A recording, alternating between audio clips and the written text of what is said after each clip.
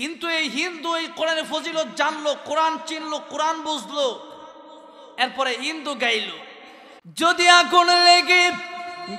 আগুন লেগে ধ্বংস হয় পৃথিবীর সব বইয়ের দোকান, বিশ্ব থেকে হারাবে না পবিত্র কোরআন। ঠিক না বে ঠিক? যদি আগুন লেগে ধ্বংস হয় পৃথিবীর সব বইয়ের দোকান, বিশ্ব থেকে হারাবে না পবিত্র কোরআন। করবে কেমন করে কোরআন ধ্বংস আগুনের তেজ, করবে কেমন করে কোরআন ধ্বংস আগুনের তেজ। আছে বিশ্ব বড় গণিত কোরআনে হাফেজ, ঠিক কিনা?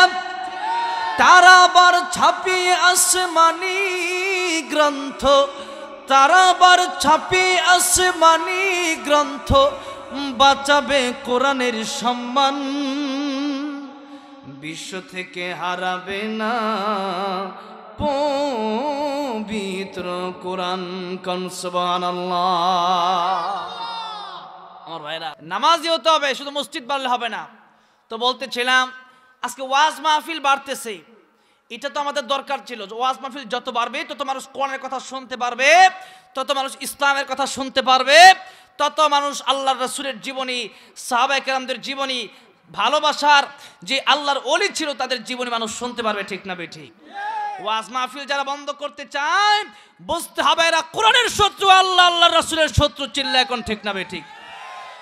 এজন্যে যারা কোরআনের সাথে বেয়াদবি করে এদের কি ফল হবে, আর যারা কোরআনের সাথে ভালোবাসা রাখে এদের কি লাভ হবে, এটা বোঝাবো আজকে। আমি যতক্ষণ থাকবো সব কথা তো বলা সম্ভব না, তবে যতক্ষণ বলবো আল্লাহ পাক যেন আমাকে ইখলাসের সহিত আমলের নিয়তে বলার তৌফিক দান করেন, এবং শ্রোতারা যারা আছেন আপনাদেরকেও যেন আল্লাহ পাক আমলের নিয়তে শোনার তৌফিক দান করেন। পড়েন আমিন।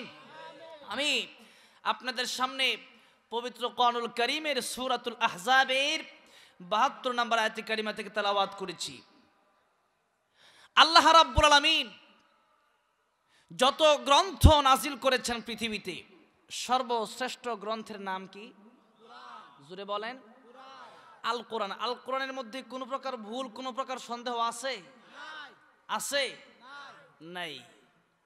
এই কোরআন এমন এক গ্রন্থ, যেই গ্রন্থ আল্লাহ পাক নাজিল করেছেন মানুষের হেদায়েতের জন্য। কিসের জন্য? মানুষের হেদায়েতের জন্য কোরআন যথেষ্ট। কোন সুবহানাল্লাহ। আর এই কোরআনটা আল্লাহ রাব্বুল আলামিন দুনিয়াতে নাজিল করার আগে এই কোরআনের বাড়ি ছিল লৌহে মাহফুজে। কোথায়? লৌহে মাহফুজে। আল্লাহ রাব্বুল আলামিন এই কোরআনুল কারীম নাজিল করার আগে কোরআনুল কারীমকে সংরক্ষণ করেছিলেন লৌহে মাহফুজে। দুনিয়া সৃষ্টি করার ৫০,০০০ বছর পূর্বে আল্লাহ পাক লৌহে মাহফুজে কোরআন সংরক্ষণ করেছিলেন। কোন সুবহানাল্লাহ।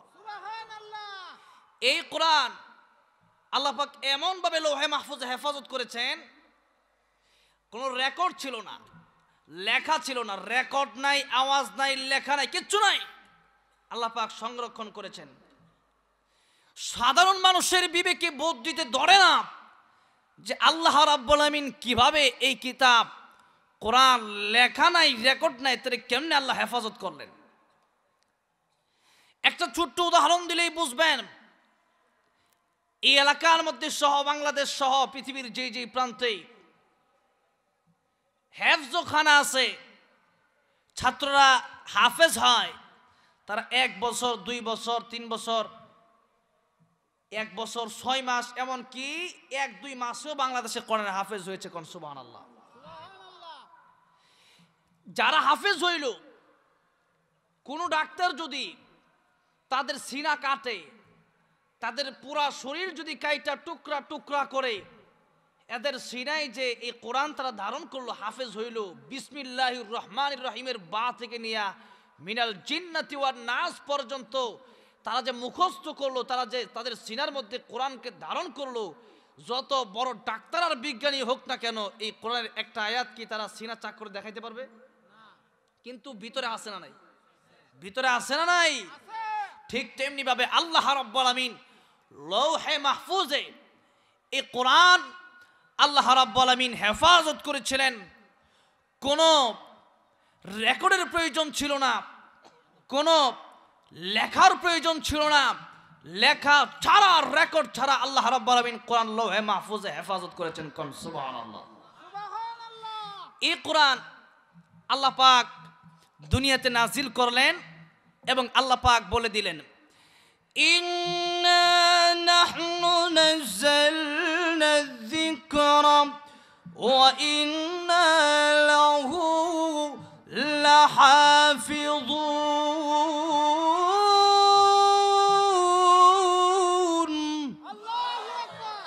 এই কিতাব আমি আল্লাহ নাজিল করলাম, এই কিতাব আমি আল্লাহ নিজে হেফাজত করবো। কোন সুবহানাল্লাহ। কয়েকদিন আগে, 1-2 মাস আগে লঞ্চ পড়ে গেছিল, লঞ্চের ভিতরে আগুন লাগছিল। আপনারা জানেন কি জানেন না? লঞ্চ আগুন লেগে মানুষ পুরো সারখার হয়ে গেছিল।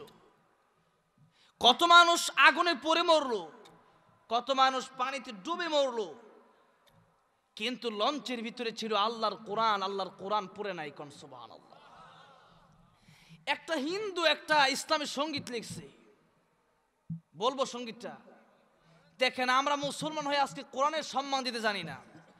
আজকে আমরা ইংলিশ কিভাবে শিখাবো আমাদের ছেলেকে, আমাদের ছেলে মেয়েকে কিভাবে ডাক্তার বানাবো, কিভাবে ইঞ্জিনিয়ার বানাবো, ওই চিন্তায় আমরা ব্যস্ত। কিন্তু একটা ছেলেকে কিভাবে কোরআন শেখাবো, কিভাবে হাফেজ বানাবো, এই চিন্তা আমরা করি না। কেন করি না? জানি না তো। আজকে জানি না কোরআন হাফেজ বানাইলে কি লাভ হবে, জানি না কোরআন শিখলে কি লাভ হবে, কোরআনকে ভালোবাসলে কি লাভ হবে। এটা জানলেই তো, ফজিলত জানলেই তো মানুষ আমল করবে, ঠিক না বে ঠিক? কোরআন যদি কেউ চায়, কোরআন যদি কেউ চায় আগুন দিয়ে পোড়ায় দিতে, তারা আগুন দিয়া কোরআনের পৃষ্ঠা পড়লেও কোরআনের হাফেজ যারা, এদের সিনার ভিতরে যে কোরআন আছে, এটা কি পড়তে পারবে? এটা কি কোনোদিন পড়তে পারবে? আমার মুসলমান ভাইরা, আল্লাহ রাব্বুল আলামিন আল্লাহর নবীকে লক্ষ্য করে বলেন, কিতাবুন আনজালনাহু ইলাইকা লিতুখরিজান নাস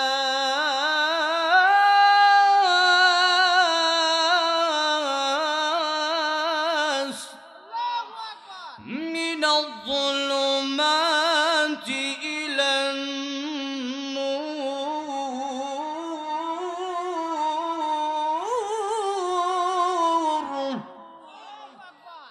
আল্লাহ রাব্বুল আলামিন বলেন, ওগো নবীজি, আমি এমন কিতাব নাজিল করলাম যে কিতাবের মাধ্যমে আপনি মানুষকে অন্ধকারাচ্ছন্ন, অন্ধকারে নিমজ্জিত মানুষদেরকে আপনি আলোর পথে আনবেন। কোন সুবহানাল্লাহ। আল কোরআন শুনে, আল কোরআনের মাধ্যমে, আল কোরআনের তেলাওয়াত শুনে অসংখ্য অগণিত মানুষ আগে চোর ছিল, পরে ভালো হয়ে গেছে, আল্লাহর ওলি হয়ে গেছে, আছে না নাই? আগে ডাকাত ছিল, পরে আল্লাহর ওলি হয়ে গেছে, আছে না নাই? আগে মদখোর ছিল, পরে আল্লাহর ওলি হয়ে গেছে, আছে না নাই? কিন্তু চ্যালেঞ্জ করলাম, কেউ এটা দেখাতে পারবে না যে গান শুনে কোন পীর সাহেব গান শুনতে শুনতে আল্লাহর ওলি হয়ে গেছে, আছে? অথচ আজকে কিছু লোক আছে গান গায়, গানের ভিতরে শিরিক, আছে না নাই? কয় আই বড় পীর আব্দুল কাদের জিলানি জিলানি, যার নাম শুনলে আগুন হয়ে যায় পানি। নাউজুবিল্লাহ কন। আচ্ছা, আব্দুল কাদের জিলানী রহমতুল্লাহ আলাইহি উনি আসলে পীর ছিল, উনি আসলে আল্লাহওয়ালা ছিল, এই জন্য এখন ওনার নাম শুনলে কি আগুন পানি হয়ে যায়? জোরে কন। এখন ওনার নাম শুনে যদি আগুন পানি হয়ে যায়, তা আল্লাহর নাম শুনলে কি হইব? জোরে কন, ঠিক না বেঠিক? এখন দেখা যায় আপনার এলাকার তো মাজার কম না, ঠিক কিনা? ঠিক আছে, তার কবর বালা। এখন যারা কবর গিয়ে সেজদা দেয়, এটা হালাল না হারাম? জোরে কন। সম্পূর্ণ হারাম। শিরিক, লা তুশরিক বিল্লাহ ইন্নাশ শিরকা লা যুলমুন আযীম। শিরিক করা যাবে না, মারাত্মক অপরাধ। ইন্নাল্লাহা লা ইয়াগফিরু আন ইউশরাকা বিহি ওয়া ইয়াগফিরু মা দুনা যালিকা লিমান ইয়াশা। ومن يشرك بالله فقد ضل ضلالا بعيدا আল্লাহ রাব্বুল আমিন বলেন আমি আল্লাহ চাইলে তোমাদের জীবনের সব গুনাহগুলি আমি আল্লাহ maaf করে দিতে পারি কিন্তু আমি আল্লাহ রাব্বুল আমিন তোমাদের শিরক maaf করব না শিরক করা যাবে না এটা বড় মারাত্মক গুনাহ এটা বড় অন্যায় আল্লাহ রাব্বুল আমিন আমাদেরকে সৃষ্টি করেছেন কেবলমাত্র আল্লাহ রাব্বুল আমিনের ইবাদতের জন্য কার ইবাদতের জন্য আল্লাহ রাব্বুল আমিন বলেন ওমা খালাকতুল জিন্না ওয়াল ইনসা ইল্লা লিয়াবুদুন আল্লাহ পাক বলেন আয় পৃথিবীর মানুষ আয় পৃথিবীর জিন আমি আল্লাহ তোমাদেরকে সৃষ্টি করেছি কেবলমাত্র আমি আল্লাহর ইবাদতের জন্য আল্লাহর ইবাদত ছাড়া কারো ইবাদত করা যাবে না আল্লাহর কুদরতি কদমে এই কপালটাকে ঠেকাতে হবে এই কপালটা দিয়ে সিজদা দিতে হবে কেবলমাত্র আল্লাহ রাব্বুল আমিনকে আল্লাহকে ছাড়া तमाम পৃথিবীর কোন মানুষকে সিজদা দেওয়া যাবে না আল্লাহর নবী বলেন উম্মতেরা রে আল্লাহকে ছাড়া কাউকে যদি সিজদা দেওয়ার অর্ডার অনুমতি থাকতো আমি নবী সমস্ত স্ত্রীদেরকে বলতাম তোমরা তোমাদের স্বামীকে সিজদা করো কোন সুবহানাল্লাহ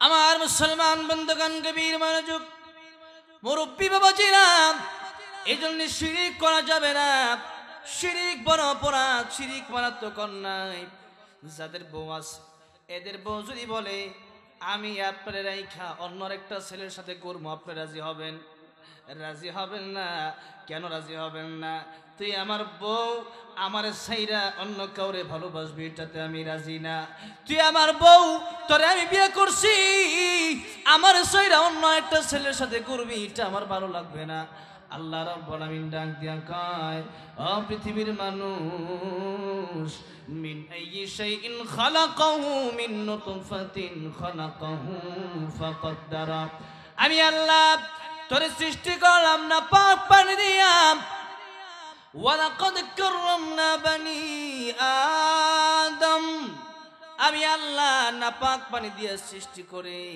সবচাইতে শ্রেষ্ঠ আর মর্যাদা দান করলাম বনি আদম রে কোন সুবহানাল্লাহ আমার মুসলমান বন্ধুগণ বনি আদমকে শ্রেষ্ঠত্ব দান করেছেন কেন শ্রেষ্ঠত্ব দান করলেন বনি আদম রে তুই হাতির পিঠে চড়স এত শক্তিশালী হাতির পেটে ওইটা হাতির তুই বাইরা সার্কাস হাতির সামনে যা হাতি তোরে কিছুই করে না মাইলকে মাইল হাতি সামনে চলে হাতি ডাক দেয়া কয়ের বান্দা আমার আল্লাহ রাব্বুল আমিন তোরে বড় সম্মান দিয়েছেন বড় মর্যাদা দিয়েছেন এই বান্দারে আল্লাহর ইবাদত কর আল্লাহর ইবাদত কর আল্লাহর ইবাদত করবি বান্দারা আল্লাহর ইবাদত করবি আল্লাহর ইবাদত করবে মানুষ আর সমস্ত মাখলুকাত গুলা ওই মানুষের খেদমত করবে কোন সুবহানাল্লাহ আমার মুসলমান বন্ধুগণ এইজন্য ইবাদত করতে হবে আল্লাহর চাইতে হবে আল্লাহর কাছে মাজারে গিয়ে চাওয়া যাবে না শিরক করা যাবে না মাজারে গিয়ে মান্নত করা যাবে না টাকা পয়সা যদি দিতে হয় দিতে হবে মসজিদে দিতে হবে মাদ্রাসায় কোথায় দিতে হবে মসজিদে মাদ্রাসায় যেতে হবে একটু কি বিবেকে ধরে না আকলে কি একটু বলে না মাজারের মধ্যে গিয়া যে আপনি দান করলেন কারে দিলেন এটা কারে দিলেন কবরের মধ্যে গিয়া দান করলেন বেটা তো মরে গেছে এবারে কেন দিলেন দিতে হবে মাদ্রাসায় যেখানে এতিম গরিব ছাত্ররা কোরআন শিখবে এই কোরআন যদি আপনার টাকা খাইয়া শিখে কিয়ামতের ময়দানে এই ছেলেটা বলবে আল্লাহ গো এই লোকের টাকা আমি খেয়েছি এই লোকের টাকা খেয়ে খেয়ে বড় হাফেজ আলেম হয়েছি আল্লাহ এই লোকটারে আজকে আমি নানি জান্নাতে যাব না কোন সুবহানাল্লাহ আমার ভাইরা কোরআনকে মহব্বত করতে হবে বলতেছিলাম গান বাজনা শুনে কেউ দেখেছেন কোনোদিন আল্লাহওয়ালা হইছে গান বাজনা শুনে কেউ কোনোদিন পীর হইছে আর আজকে আমাদের দেশের মধ্যে এমনও পীর আছে সারাদিন গান শুনে আর গাঞ্জা খায় আছে না নাই এরা পীর হতে পারে যার বাড়ি নাই এরা আমরা বাড়িওয়ালা বলি না। যার গাড়ি নাই এরা আমরা গাড়িওয়ালা বলি না। যার রিক্সা নাই এরা আমরা রিক্সাওয়ালা বলি না। যার মাথার থেকে নিয়ে পা পর্যন্ত নবীর সুন্নত নাই এরা কোনোদিন পীর হতে পারে না, ভণ্ড, ঠিক না বেটি? এই জন্যে গান শুনে আল্লাহর ওলি হওয়া যাবে না, কোরআন শুনে। যদি কোন গান বেশি শুনবেন না কোরআন বেশি শুনবেন? কোরআন তেলাওয়াত শুনতে হবে, ঠিক না বে ঠিক? ফুজাইল ইবনে আয়াজ রাহমাতুল্লাহি আলাইহি অনেক বড় একজন আল্লাহর ওলি ছিলেন। তিনার শুরুর জীবনে তিনি ডাকাতের সর্দার ছিলেন। কিসের সর্দার ছিলেন?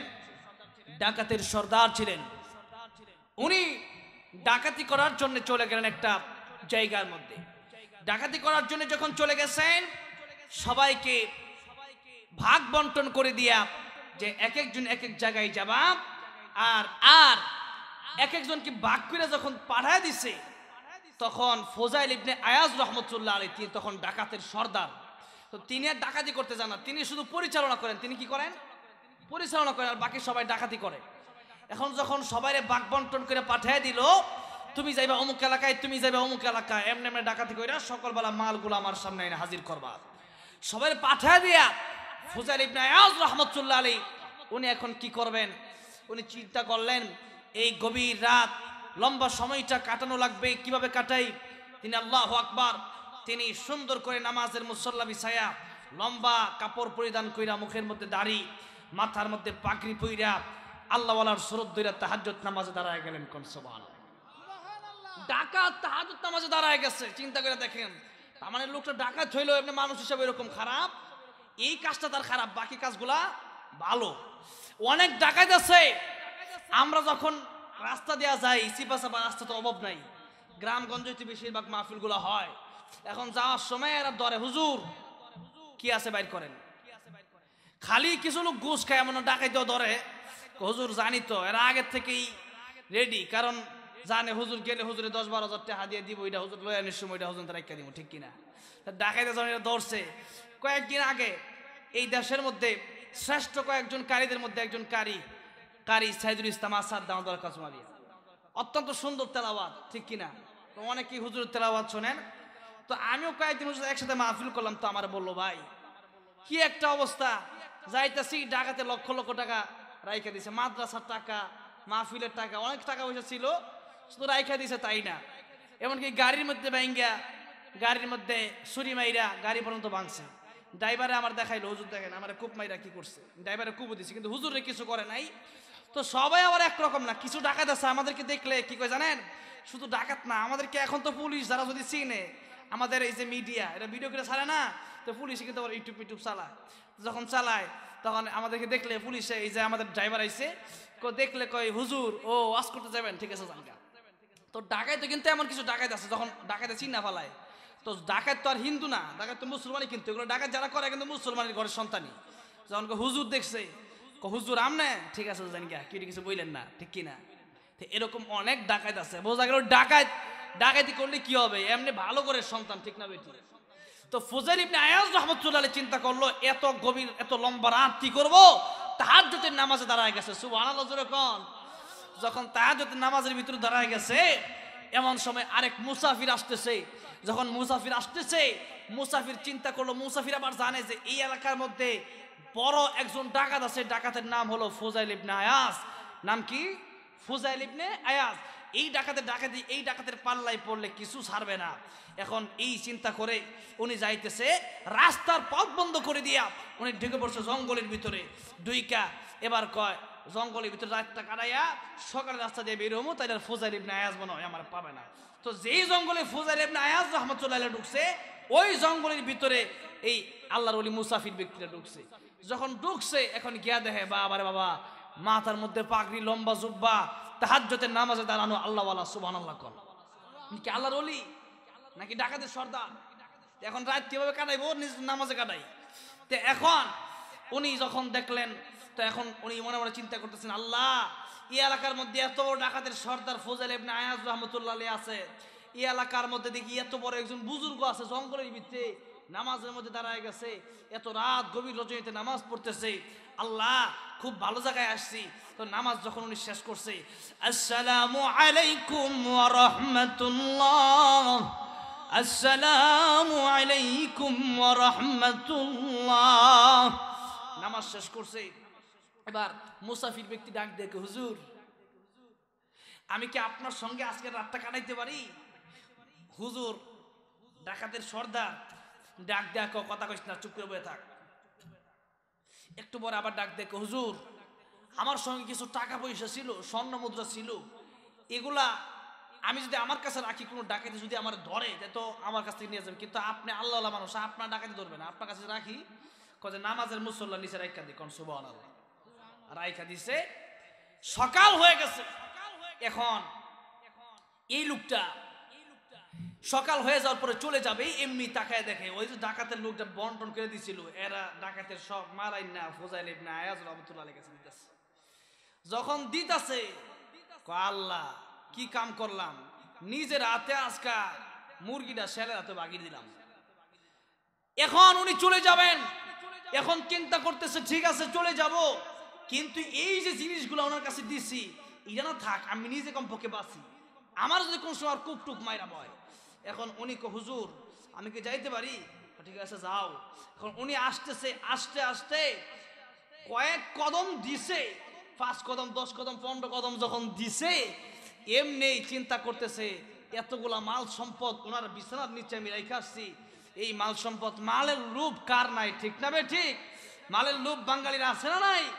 এখন উনি চিন্তা করতেছে গিয়া চাই, গিয়া দেখি দেয়নি। এখন যখন উনি যাচ্ছে, উনি গিয়া এবার কয় হুজুর আমি কি মালগুলা নিতে পারি? কয় নিয়ে যাও। উনি আবার নিবে কিন্তু আবার ভয় পাইতেছে, যদি নেই আবার যদি মারে খুব তাহলে কি করবো। উনি ডাক দেয়া কয়, ফুজাইল ইবনে আয়াজ রাহমাতুল্লাহ আলাইহি ডাক দেয়া কয়, তুমি নির্ভয়ে তোমার সম্পদ নিয়ে যাও, কোন সুবহানাল্লাহ।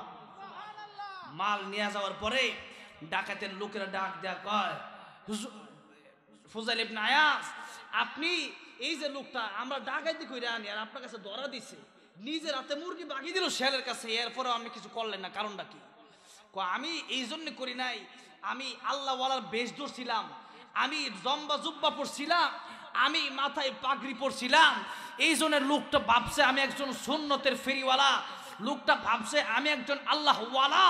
আজকে যদি তার টাকা আমি মাইরা দেই, আজকে যদি তার স্বর্ণ মুদ্রা আমি যদি ডাকাতি করি, চিন্তাই করি, তাইলে এই লোকটা আগামীতে যদি কোনো পাগড়িওয়ালা কোনো হুজুর দেখে, তাইলে এই লোকটা চিন্তা করবে এই লোকটা মনে ডাকাত, ঠিক না বেটি? সুতরাং আমি চাই না আমি ডাকাত হতে পারি, কিন্তু আমি চাই না কোনো সুন্নতওয়ালা, কোনো লম্বা জব্বাওয়ালা, কোনো পাগড়িওয়ালা, কোনো আল্লাহওয়ালার গায়ে এই কলঙ্কের দাগ লাগুক, ডাকাতের কলঙ্কের দাগ লাগুক, এটা আমি চাই না, কোন সুবহানাল্লাহ। আল্লাহ ডাক দেয়া কয়, ফেরেশতারা হেদায়েতের খাতাটা কই? হেদায়েতের খাতার ভিতরেই ফুজাইল ইবনে আয়াজের নাম লিখে দাও, কোন সুবহানাল্লাহ।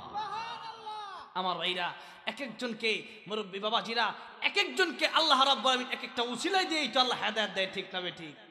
এখন এই লোকটা জানি না এখানে যারা আছেন কয়জন আছেন যে 5 ওয়াক্ত নামাজি, জানি না কয়জন আছেন কোরআন পড়নেওয়ালা, জানি না কয়জন আছেন আলেমদেরকে মহব্বত করেন, তবে এতটুকু আশা রাখি হয়তো আজকের মাহফিল করাতে কিছু লোক ভালো হয়ে যাবে ইনশাআল্লাহ, ঠিক না ঠিক? কে কখন হেদায়েত হয়ে যায় বলা যায়, তবে শুধু কার হেদায়েত আসবে এটা কেউ জানি? কার হেদায়েত আসবে কেউ জানি না। আরে আল্লাহর নবীর জন্য কত কষ্ট করছে আবু তালেব, ঠিক না ঠিক?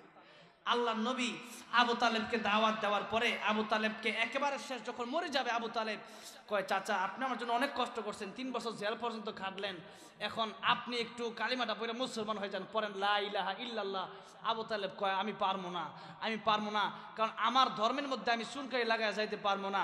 আল্লাহ আয়াত নাজিল করে জানায় দিচ্ছেন, ইন্নাকা তাহদি মান আহবাবতা ওয়ালাকিন্নাল্লাহ ইয়াহদি মান ইয়াশা ওয়া হুয়া আ'লামু বিল মুহতাদিন।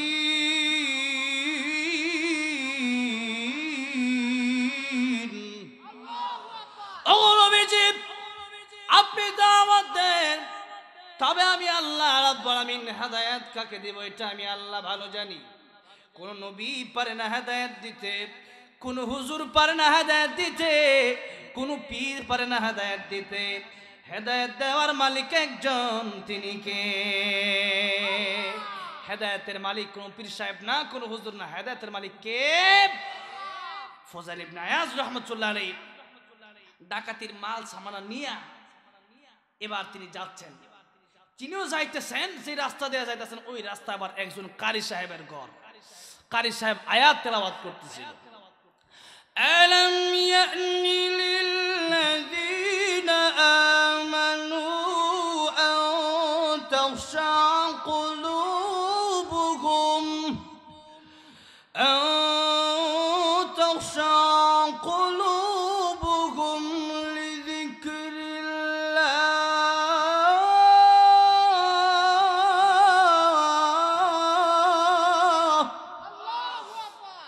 তেলাওয়াত করতেছে।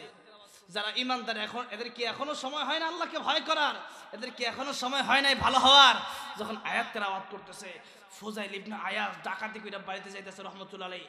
এখন উনি কয় এইটা মনে হয় আমার লক্ষ্য করে বলছে, নাইলে এই সময় এই আয়াত তেলাওয়াত করলো কেন? আর কোন আয়াত নাই? উনি গিয়া কারি সাহেবের দরওয়াজার সামনে নক করলেন। কারি সাহেব কে? আমি। কে? এটা দরজা খুললে এটার ভাইবা আমি কেনা। দরজা খুলছে, খুললা দেখে লা ইলাহা ইল্লা আনতা সুবহানাকা ইন্নী কুনতু মিনাজ জালিমিন।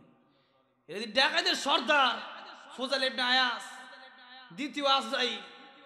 আয় হায়, এটা কেনা? আবার খোলা তরবারি নিয়ে আইছে, চোখ গোলা একবার লাল হয়ে রয়েছে, ডাকাতি করে সবাই মাত্র আইছে। আয়া কয়, কারি সাহেব যেই আয়াতটা আপনি তেলাওয়াত করতেছিলেন এতক্ষণ, আয়াতটা আবার তেলাওয়াত করেন তো। কারি সাহেব ভয় না জানি আয়াত তেলাওয়াত করতে করতে সে আবার কোন সময় কি কইরা লাগে। কারি সাহেব আবার পড়তেছে, আলাম ইয়ানি লিল্লাযীনা আমানু আন তাখশা কুলুবুহুম আন তাখশা কুলুবুহুম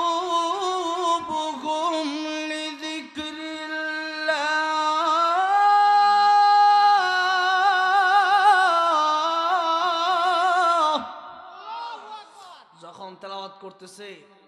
টপ টপ টপ টপ করে ফুজাইল ইবনে আয়াজ রাহমাতুল্লাহ আলাইহি চোখে দিয়ে ঝর্ণার মতো পানি বের হওয়া শুরু করছে। সুবহানাল্লাহ। কারি সাহেব ভয় করবেন না, চিন্তা করবেন না, আমি আপনাকে আঘাত করার জন্য আসি নাই। ও কারি সাহেব, আপনি যে তেলাওয়াত করেছেন ওই তেলাওয়াত শুনে আমার মনের মধ্যে ধাক্কা লেগেছে। কারি সাহেব, এই আয়াত তেলাওয়াত শুনে আমার মনের মধ্যে ধাক্কা লেগে গেছে। আমার মনে হয় আপনিও তো একজন মানুষ, আমিও তো একজন মানুষ। সারারাত্রি তাহাজ্জুদের নামাজ পড়ি, কোরআন তেলাওয়াত করতে করতে আপনি কাটিয়ে দিলেন।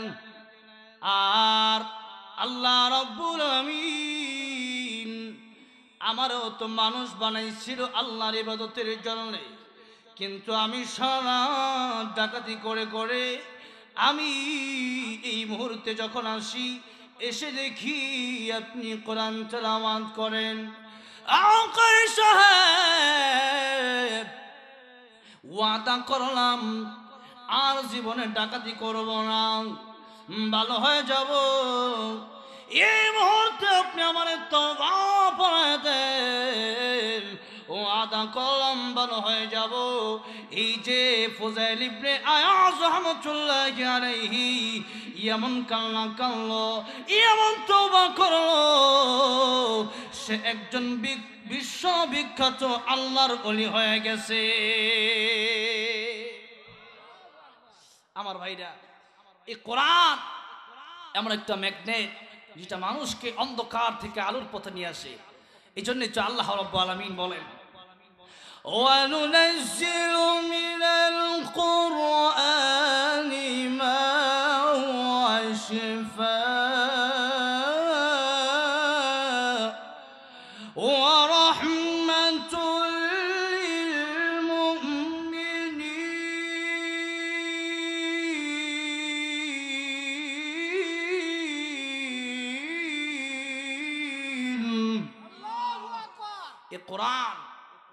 যে কোরআনটা মুমিনের জন্য শিফা। কোন সুবহানাল্লাহ।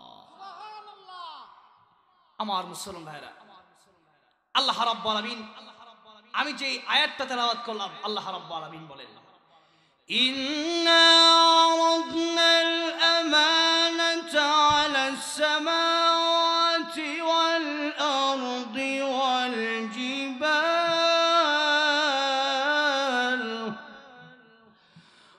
জিবাল ফাআবাইনা আন ইয়াহমিলনাহা وأشفقن منها وحملها الإنسان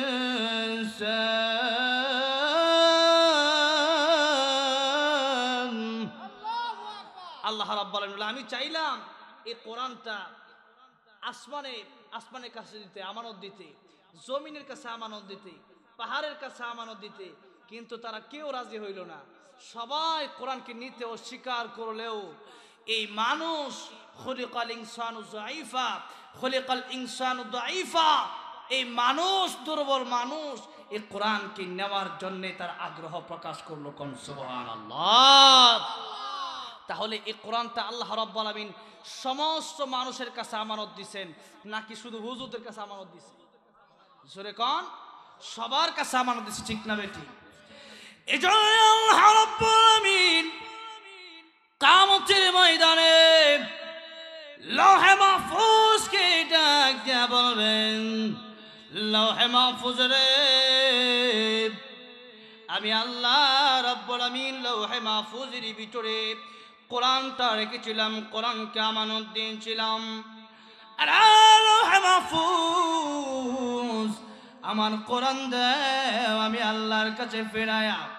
লৌহে মাহফুজ ডাক দিয়া বলবেন, প্রভু এই কোরআন তো আমার কাছে নাই। আল্লাহ রাব্বুল আলামিন এই কোরআন তো জিবরাইল আলাইহিস সালাম আমার কাছ থেকে কবে নিয়ে গেছে। আল্লাহ রাব্বুল আলামিন ডাক দিয়া বলবেন, জিবরাইল রে, আমার কোরআন নাকি তুমি নিয়ে গেছিলা, কোরআন কই? কোরআন আমার কাছে ফিরে দাও।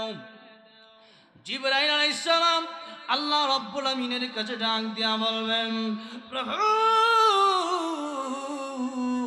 এই কোরআন তো লৌহে মাহফুজ থেকে নিয়া আমি তো আমার কাছে রাখি নাই।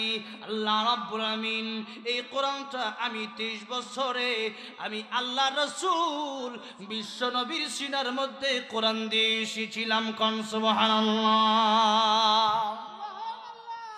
আল্লাহ রাব্বুল আলামিন ডাক দিয়া বলবেন, ও রাহমাতুল লিল আলামিন, ওগো বিশ্ব নবী, এই যে কোরআন জিবরাইল আলাইহিস সালাম আপনার কাছে দিয়ে এসেছিল, এই কোরআনটা আপনার কাছে দিয়ে এসেছিল, কোরআন আমার কাছে, আজকে আমার কোরআনটা দিয়া দেন। আল্লাহ নবী বিশ্ব নবী রাহমাতুল লিল আলামিন ডাক দিয়া বলবেন, প্রভু এই কোরআনটা আমি তো আমার কাছে রাখি নাই। আল্লাহ গো, তারাকতু ফিকুম আমরাইন লান তাদিল্লু মা তামাসসাকতুম বিহিমা কিতাবাল্লাহ ওয়া সুন্নাত রাসূলি। আল্লাহ গো, এই কোরআন তো ১৬ লক্ষ সাহাবীর সামনে বিদায় হজের ভাষণে তাদের কাছে আমানত রাইখা এসেছিলাম। কোন সুবহানাল্লাহ। আল্লাহ এই কোরআন তো আমি আমার উম্মতে মুহাম্মদের কাছে আমানত রাইখা আসছিলাম। এবার আল্লাহ রাব্বুল আলামিন ডাক দিয়া বলবেন, ও উম্মতে মুহাম্মদী, আমার কোরআন আল্লাহর নবী, আমার নবী তোমাদের কাছে আমানত রাইখা এসেছিল। কতটুকু আমার কোরআনকে হালাল রূপে মানছো, যেটা হালাল সেটা হালাল মানছো, যেটা হারাম সেটা হারাম মানছো, নামাজ পড়েছো, রোজা রেখেছো, হজ করেছো, যাকাত দিয়েছো, আমার রাস্তায় জিহাদ করেছো, আমি আল্লাহর কোরআনকে পড়েছো, কে মুহাব্বত করেছো, আমি আল্লাহর কোরআনকে যারা আমানত হিসেবে নিয়েছিলা, আমি আল্লাহর আসামির কাঠ গড়ায় দাঁড়ায় যাও, আমি আল্লাহর কাছে আজকে কোরআন ফেরত দাও। কোন সুবহানাল্লাহ। এবার হাসরের ময়দানে যখন এই মানুষগুলোর কাছে আল্লাহ পাক যখন কোরআনের যে আমানত আল্লাহ পাক মানুষের কাছে দিছে, এই আমানত যখন চাইবে তখন মানুষ আল্লাহর ভয়ে কাঁপতে থাকবে, আল্লাহু আকবার। তখন ফেরেশতারা আল্লাহ রাব্বুল আলামিন বলে দিবেন, দুনিয়ার যত পানি আছে, যত সাগরের পানি, নদীর পানি, সব পানি দিয়া আগুনের ব্যারিকেড দিবে, ফলাইবার কোনো জায়গা নাই। দুনিয়াতে বাংলাদেশের মধ্যে ভুল করছে, গিয়া বিদেশ গিয়া সরকারের বহে আছে না, বিদেশ গিয়া বহে, বিদেশ বইয়া। এখন বাংলাদেশ থেকে ভুল করে পাসপোর্ট করে তাড়াতাড়ি করে বিদেশ যাওয়ান যায়, কিন্তু ওই দিন কি বিদেশ পালানোর মতো কোনো জায়গা আছে নাই। এবার আল্লাহ রাব্বুল আলামিন যখন চাইছে, এখন এটার হিসাব মানুষকে, এবার আল্লাহর নবী বিশ্ব নবী রহমাতুল আলামিন আল্লাহর কাছে ডাক দেয়া বলবেন, আল্লাহ আমারে আপনি একটু সুযোগ দেন। আল্লাহ বলবেন, কিসের সুযোগ? আল্লাহর নবী বলবেন, আমি একটু হযরত আদম আলাইহিস সালামের কাছে যাবো। কোন সুবহানাল্লাহ। আল্লাহর নবী আদম আলাইহিস সালামের কাছে ডাক দেয়া বলবেন, বাবা আদম, সবার পিতা আপনি, আর উম্মতে মুহাম্মদী তারা আমার উম্মত। এখন আপনি বাবা হইয়া আল্লাহর নবীর কাছেও পোলার জন্য সুপারিশ করেন, আপনার ছেলে মেয়েদের জন্য সুপারিশ করেন, আর আমি নবী হইয়া আমি আমার উম্মতের জন্য সুপারিশ করি। আদম আলাইহিস সালাম বলবেন, ওগো নবীজি, আমি বাপ হইছি, কি হইছে, আজকে ফোলা দরকার নাই, আমি নিজে জান বাঁচাই। কোন সুবহানাল্লাহ। শুধু আদম আলাইহিস সালাম, সমস্ত নবীরা বলবেন নফসি নফসি, আজকে আমার কি উপায় হবে? সে শুধুমাত্র একজন নবী, আমার আপনার পয়গম্বর রাহমাতুল লিল আলামিন মুহাম্মদুর রাসূলুল্লাহ সাল্লাল্লাহু আলাইহি ওয়াসাল্লাম বলবেন, ইয়া রাব্বি উম্মতি, চিৎকার দিয়ে বলেন আল্লাহু আকবার। আজকে আমরা নবীকে না ভালোবেসে কাকে ভালোবাসি? শাকিব খান আর সালমান খানকে ভালোবাসো যুবক ভাইরা, ভালোবাসতে হবে বিশ্ব নবীকে, ভালোবাসতে হবে কাকে? লা ইউমিনু আহাদুকুম হাত্তা আকুনা হাব্বা ইলাইহি মিন ওয়ালিদিহি ওয়া ওয়ালাদিহি ওয়ান নাস আজমাইন। নবী বলেন, ততক্ষণ পর্যন্ত তোমরা পরিপূর্ণ ঈমানদার হতে পারবা না যতক্ষণ পর্যন্ত আমি নবীকে তোমাদের পিতা মাতা সন্তান তোমাদের স্ত্রী তোমাদের সমস্ত কিছু তোমাদের নিজের জীবনের চাইতে বেশি, ততক্ষণ পর্যন্ত আমি নবীকে বেশি ভালো না বাসবা, ততক্ষণ পর্যন্ত পরিপূর্ণ ঈমানদার হওয়া যাবে না, পরিপূর্ণ ঈমানদার হওয়া যাবে না। আমার ভাইরা, আজকে এই বাংলাদেশ সহ শুধু পৃথিবীর অন্যান্য দেশ নয়, বাংলাদেশের মধ্যেও কিছু নাস্তিক ব্লগারেরা আমার নবীর বিরুদ্ধে কথা বলে, ইসলাম নিয়ে কথা বলে, ইসলামের বিরুদ্ধে কথা বলে। আমরা বলতে চাই, আমরা নবীর আশিকরা যতক্ষণ পর্যন্ত বেঁচে আছি, আল্লাহর নবীর বিরুদ্ধে কথা বলবো, জিহ্বা টেনে ছিঁড়া হবে, ঠিক না বেঠিক? আমার ভাইরা, নবীর বিরুদ্ধে কথা বলবা আর আমরা বসে বসে আঙ্গুল চুষবো না, ঠিক না বেঠিক? উলামায়ে কেরাম নবীর ওয়ারিস, উলামায়ে কেরাম কি? নবীর ওয়ারিস। তাদের বিরুদ্ধে কথা বললো আমরা ছাড়বো, যখন সুযোগ আসবে আমরা ঠিকই ধরবো, ঠিক না বেঠিক? আজকে জেলখানায় নিয়ে যাও, সাহস অনেক বেশি, সাহস একদিন ভেঙ্গে চুরমার হয়ে যাবে, ঠিক কিনা? ফেরাউন বাঁচতে পারে নাই, নমরুদ হামান বাঁচতে পারে নাই, কারুন বাঁচতে পারে নাই, তোমার মতো পাতি নেতাও বাঁচতে পারবা না। কার সাথে অহংকার করো? আল্লাহর সাথে অহংকার করো, সব ধ্বংস হয়ে যাবে, একজন বাকি থাকবেন, তিনি কে? আল্লাহকে ছাড়া কেউ বাকি থাকতে পারবে? আমার মুসলমান বন্ধুগণ, এই জন্যে এখনো সময় আছে, আল্লাহকে ভয় করেন, এখনো সময় আছে, ভালো হয়ে যান, এখনো সময় আছে, তাওবা করেন। সময় একদিন আসবে যেদিন মরে যাবেন, তাওবা করার সুযোগ পাবেন না। আল্লাহর নবী গেল আদম নবীর কাছে, আদম নবীর কাছে গিয়া কয়, নবী আপনি তো সবার বাবা, বাবার সামনে যদি ছেড়ে জাহান্নামের আগুনে জ্বলে, এটা বাবার অপমান, আর নবীর সামনে যদি উম্মত জাহান্নামে জ্বলে, এটা নবীর কষ্ট। সুতরাং আসেন, আমি আর আপনি মিলে আল্লাহর কাছে সুপারিশ করি, উম্মতের আসামি আমি আর আপনি উকিল, আল্লাহ বিচারক। কোন সুবহানাল্লাহ। আদম আলাইহিস সালাম রাগ দিয়া বলে, ওগো নবীজি, আপনি চাইলে সুপারিশ করতে পারেন, তবে আমি আজকে ছেলের দরকার নাই, আল্লাহ রাব্বুল আমিন বলেন ইয়াউমা ইয়াফিরুল মারউ মিন আখিহি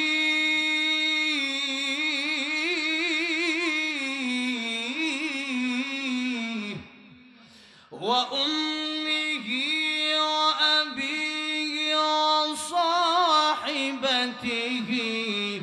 ওয়া সাহিবাতিহি ওয়া বানিহি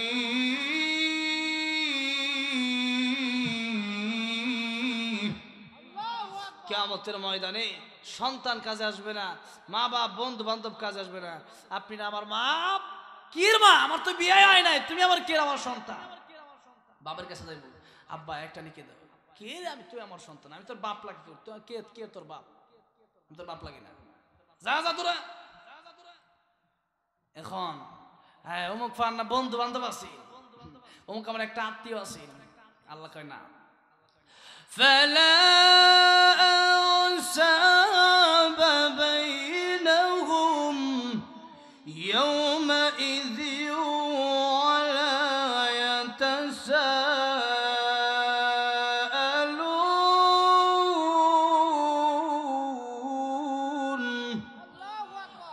ওই দিন আত্মীয় স্বজন কাজে আসবে না।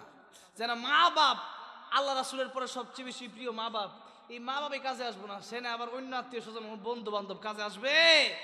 এই দুনিয়ার মধ্যে বিপদে পড়লে যখন কয় বাইরে বিপদে বেড়ে গেছি, কয় আমি নাই, যতক্ষণ সুখে আছে ততক্ষণ আমি আছি, তখন একটা বিপদে বেড়ে গেছে, কয় আমি তোমার লাগে নাই, হ্যাঁ একটা মরুক গাছ, এরকম ঠিক কিনা। আর কিয়ামতের ময়দান সব উলঙ্গ, হ্যাঁ কে কার কাছে যাইব, নিজের খবর নিজের কাপড় নাই, নিজের তুলঙ্গ, নিজের চিন্তায় তো জান বাঁচে।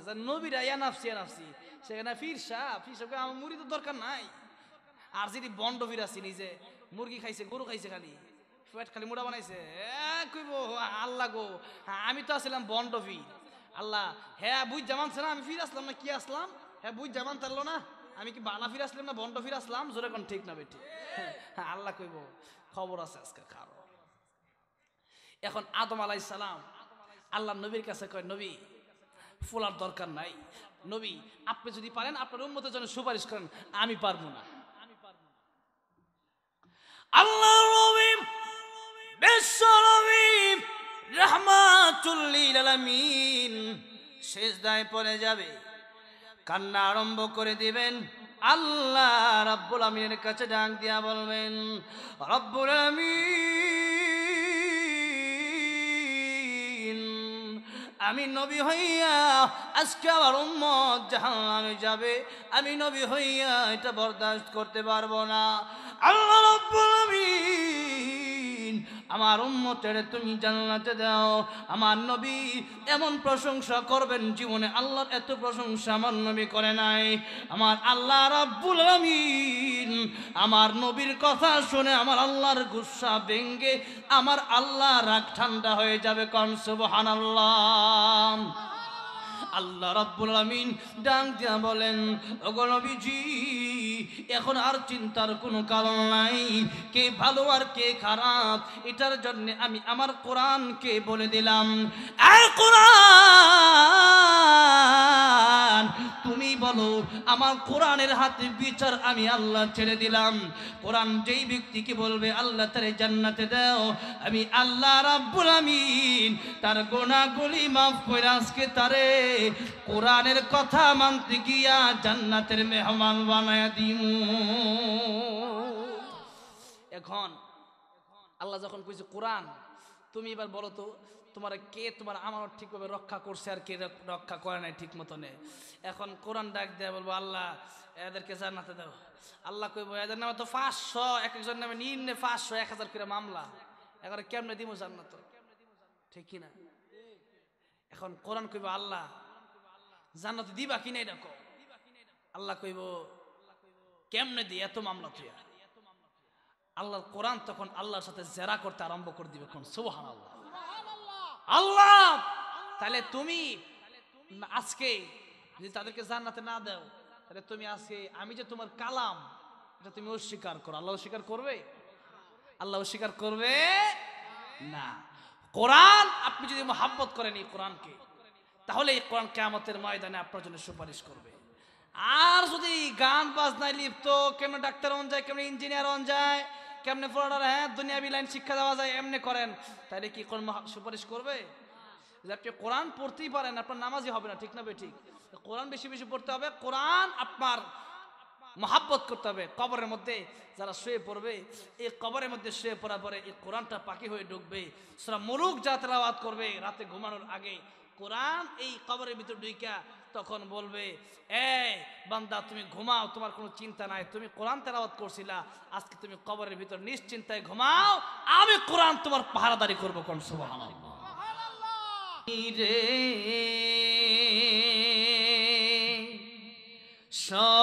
সকল সুখ বুঝি তোর কপালে, ও মদিনার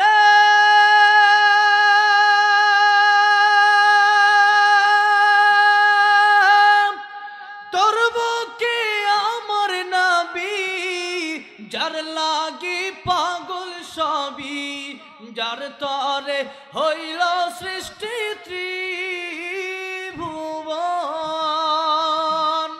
কাঁদি আমি সারাক্ষণে, কখন যাব সেখানে, কাঁদি আমি সারাক্ষণে, কখন যাব সেখানে, সহে না আর পরাণে, ও মদিনার মাটি রে, সকল সুখ বুঝি তোর কপালে, ও মদিনার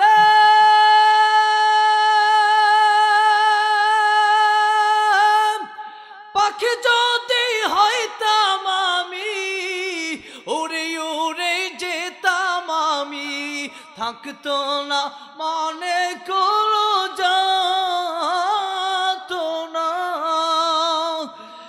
দেখে নাই পাখায় আমার, সাথে নাই টাকায় আমার, কেমনে যাব